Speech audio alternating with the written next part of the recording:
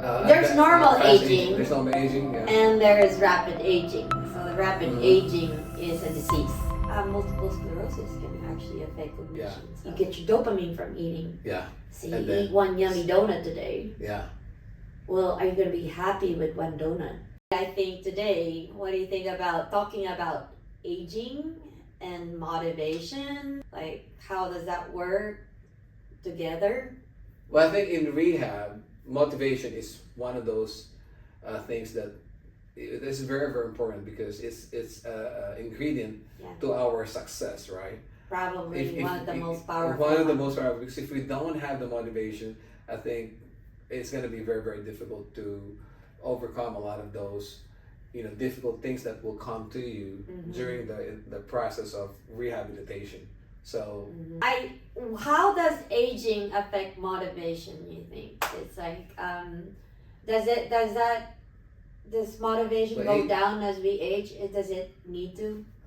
There's normal aging. There's normal aging, yeah. And there is rapid aging. So the rapid aging is a disease.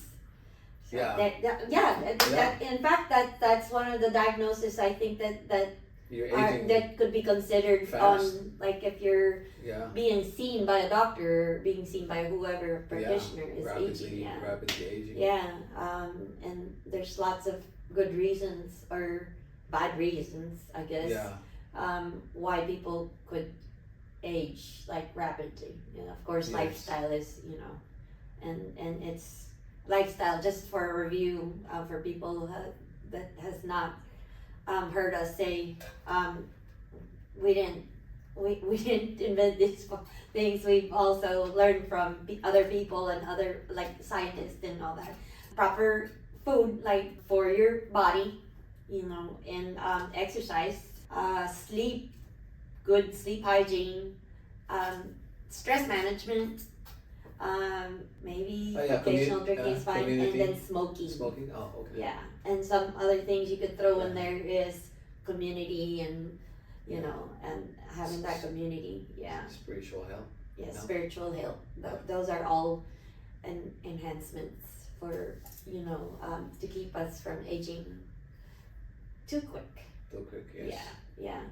Why do you think that people have problems with motivation as they age? Like, if you have rapid aging, I think it will affect you in different ways, mentally as well. If you literally have aging brain, aging body, what does aging brain means though? Like, what happens in a rapidly aging brain? There are progressive diseases out there. Alzheimer's dementia is one. Parkinson's.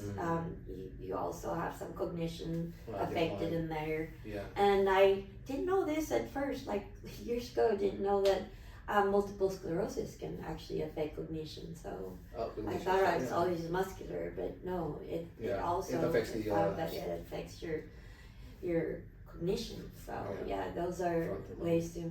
How about body-wise, like rapid aging? I think rapid aging could present as osteoporosis. There are some young women out there that, it's mostly young women, could be hormonal, being sedentary. The sedentary can be because your muscles are weak and they're not getting proper strengthening. And we know that when we don't strengthen our muscles, you become sarcopenic, and then and you could become osteoporotic, meaning bones are weaker, spongy, and they break easy. And I've been seeing that a whole lot in people, like even younger ones. I mean, I've seen 30-year-olds with pathologic fractures, stress fractures on their feet, simply walking. Degenerative joint problems, inflammation. Okay, gotcha. Yeah, when they're young and they have inflammation and it eats up, those joints. Exactly. That affects people's motivation. You're feeling pain. Yeah. Oh, okay, gotcha. Yeah. You're feeling weak. Yeah. And part of that weakness could be coming from not only from being sedentary. I think you know more about this, maybe. Mitochondrial dysfunction can cause weakness. Yeah. Right? Yeah. So you don't have that proper, mechanism of generating energy energy in Energy your reduction. muscles, your mitochondria. Yeah. You know, that's Gotcha. your. Gotcha. Yeah. So there's a physiological, There you go. Yeah. things that happen to your body that affects your motivation and how you feel, right? Because of those aging, because of those things that you just mentioned. Yeah. So Yeah. one is So weakness you from feel- mitochondrial dysfunction. It could also be hormonal with all the feel-good hormones that we normally have. Energy giving. Oxytocin, dopamine, those kind of stuff. Usually, dopamine. How do you generate dopamine? You know, the best way. Food. That's the bad way. That's the bad way. You know, when you're trying to get dopamine, when you're feeding your dopamine. The good way. Exercise, yeah. Yeah. Jumping off. So, which one do you want to start first, the good or the bad? I'm like, we're confusing everybody here. The good for me, cycling really, and working out. Those two. Working out, exercising. Working out, exercising. Just makes me feel good instantly. Yeah. And getting on my mountain bike or road bike. That's really doing difficult Snowboarding. tasks a little bit. Things that are more difficult than your basic things could generate good dopamine. Yeah. And when you do that, when you do exercises to generate your dopamine, it actually lasts longer. And so much easier to manipulate. Like you just change up your workout a little bit, it simply just doesn't get old. Yeah. As far as you compare that with eating, Yeah. you get your dopamine from eating. Yeah. So you And then- eat one yummy donut today. Yeah. Well, are you going to be happy with one donut? Because no. Oftentimes what happens is you have to feed a bit more to satisfy that level.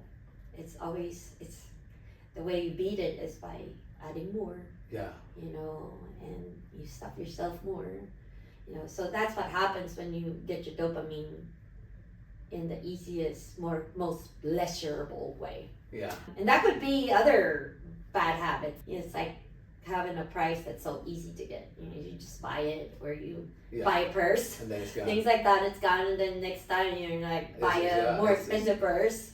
Yeah. It costs a whole lot more to feed your dopamine that way. I think, yeah. How long does it last, right? So Yeah, if you do this, yeah. and then And the thing is, I think oftentimes that's what causing. Am I right when I say this? Causing people having some depression. Because they're harder to motivate. Yeah. That if Yeah. you eat a donut, There. you do have that tiny little high there, but Yeah. then all of a sudden your chemistry changes. Yeah. And Well, then it affects your glucose, Yeah. and it drops, and then Well, you yeah. have no energy. Your high will be at a different level. Like, okay. You have to feed it. Like you Yeah. have to have like a bowl of Yeah. donuts to keep feeling that high. I think. Exactly. So Yeah. that addicting, Yes. part of that, he just wants to get more. Yeah. Whereas, if you're doing something hard, say you sign up for a full marathon. Mm-hmm. So what they say is that, it's not like a donut you could just eat, right? It's hard. You wanna do a full marathon. Mhm. So it's a process.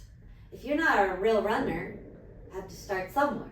Half a mile, Mm-hmm. and every mile is a milestone. It's Mhm. it's like, ooh, you get excited. It's like, it's like I was able to run a mile, and that makes you happy. That makes your whole week. Mm-hmm. And then you're looking forward to your next run because it might be a little bit more. You might feel a little bit better, and all that. And so it's lasting. How many months do you prepare for a full marathon anyway? Full. I've never done a full marathon. I've done a full. But you've done full Ironman. Like Yeah. I'm sure you have an idea. How many months? I did. I'd say at least 7. 7. That's Is that an Ironman? Huh? For an Ironman or for? Yeah. Yeah. I And that's may all- have done my full marathon training. 5 months maybe? Yeah, for half Ironman Yeah. distance event. So if you don't know what a Uh-huh. half Ironman is, Oh. that's a 70.3 distance mile. You're so crazy. I said marathon, but we could talk about Ironman. Oh, for Ironman. half. Yeah. I'm sorry. So we both did a half Ironman. It's a 70.3 distance. So that's a 1.3 mile swim, and then you do 1.2 mile swim, and then you do a 53 or 56 mile. It's been a while. Bike. 56 mile road cycling, and then you run for 13.1 miles. We both did that back in 2021 in Memphis. So, how did you train for that? How long did you train for that? 5 months? 5 to 6 months. We signed up during COVID. Yeah. So he got me to agree because we were bored. Yeah. So. And we were lacking some dopamine. and she was not, and she didn't even. She has never swum. I did, but I never got proper training. Yeah, 1.2. You never. That was your long distance event. You've done like 100-meter swim, 200 meters. So kudos to her because she killed it. Anyway, that was a very that gave me a lot of motivation in trying to get strong. I had a goal. Of like, it was on my bucket list. You know, having those bucket lists and having some dreaming about doing things could surely motivate people.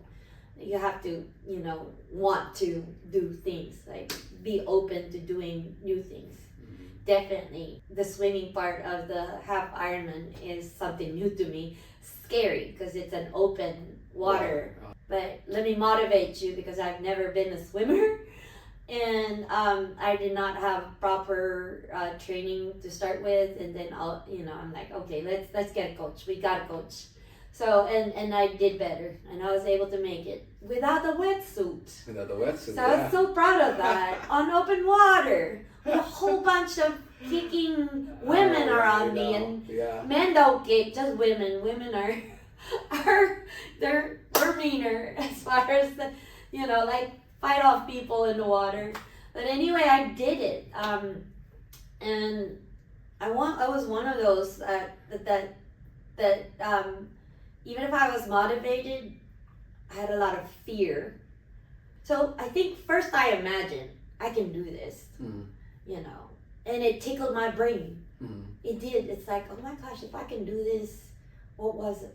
I was 50. It was my 50th. Mm-hmm. And I thought, like, that's good motivation. I'm 50th. I need to prove something to myself that I could still kick ass, I guess.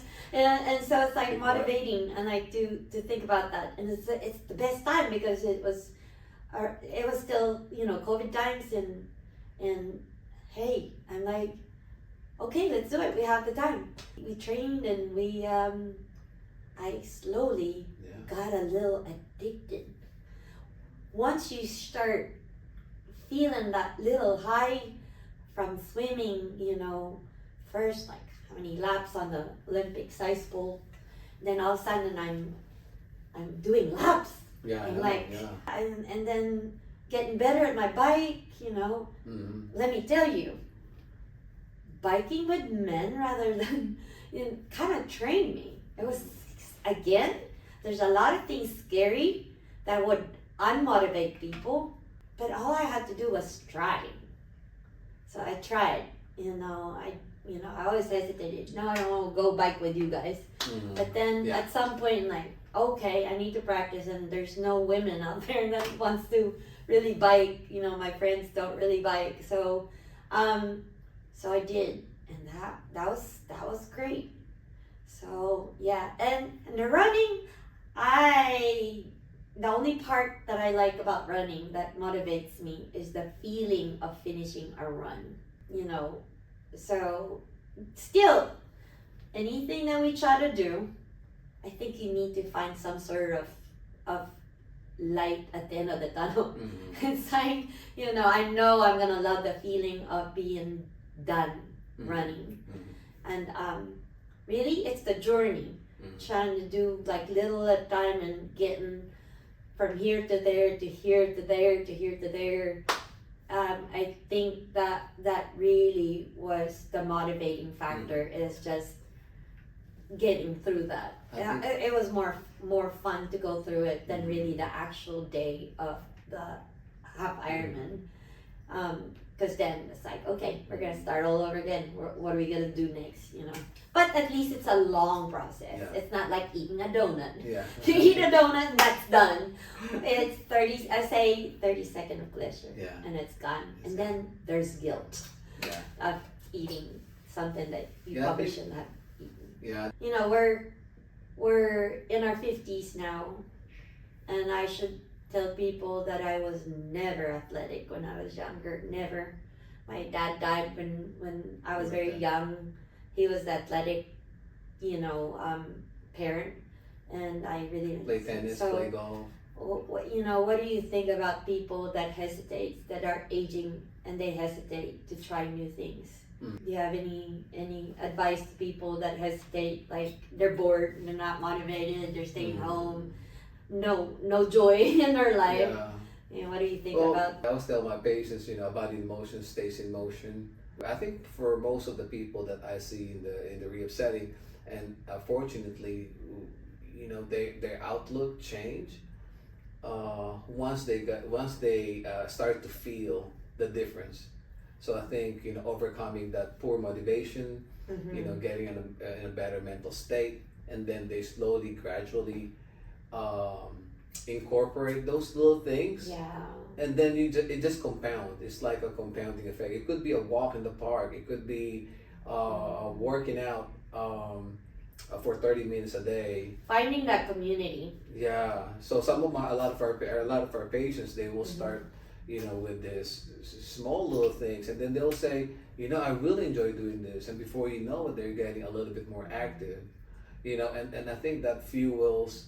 You build, you don't need to have a big goal, Yeah. but just start with something. And I think picking up a good habit over after a while, it will grow. So it's like a plant. Nourish yourself a little bit, and before you know it, you're doing a little bit more. And that feeling that you feel after doing something that you like or that you love, that's really powerful. I think it's always good to surround yourself with people that have the same goals as you, or you want to be like them.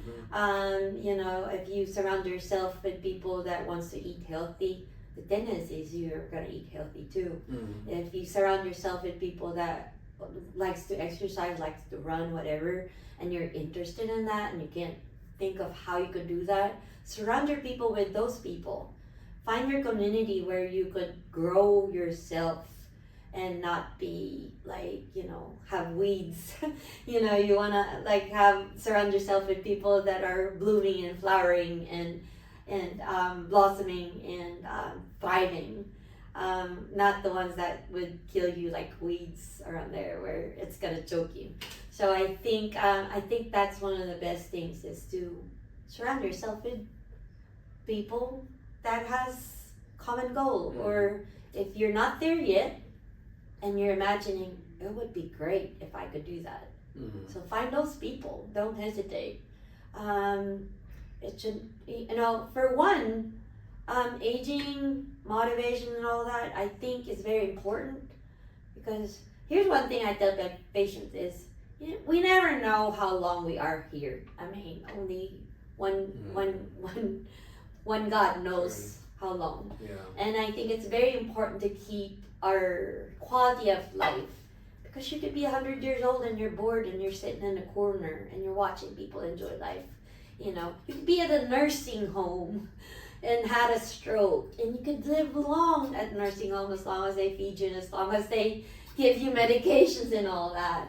But what kind of life is that? And I feel for those people, like, not insensitive about those, but things happen. And so get ahead of that and start now. Take care of our bodies, our mind, our souls. And you don't stop learning. We're never too old to learn new things. May it be physical, may it be going back to school. What else is there? taking up a new hobby or something. Taking up a new hobby, making new friends. Making new friends. Just be out there doing something. Blossom your life. We're never too old. Yeah, and I think that with motivation, that it will help with your recovery. That Yeah. and when you are enjoying life, if you're experiencing pain, and your life is this big because you have a lot of things that you do that you enjoy, your pain gets smaller. It's so much smaller. You won't even feel your pain until you probably like rest and like Yeah. you know. When the body's not busy, then all Yeah. of a sudden they focus on that Yeah. thing. It's like, But oh then my it's God. time to sleep. It's time to rest. Yeah. And you'll be tired because you've done fruitful things during the day. So that's how it works. So get motivated, you know, doesn't matter how old you are, 80, 90. Yeah. It doesn't matter. Prosper. Yeah. Get stronger, move better, live longer. You did a good job. Good job. Okay. There you go. All right, we gotta go. Let's see our patients.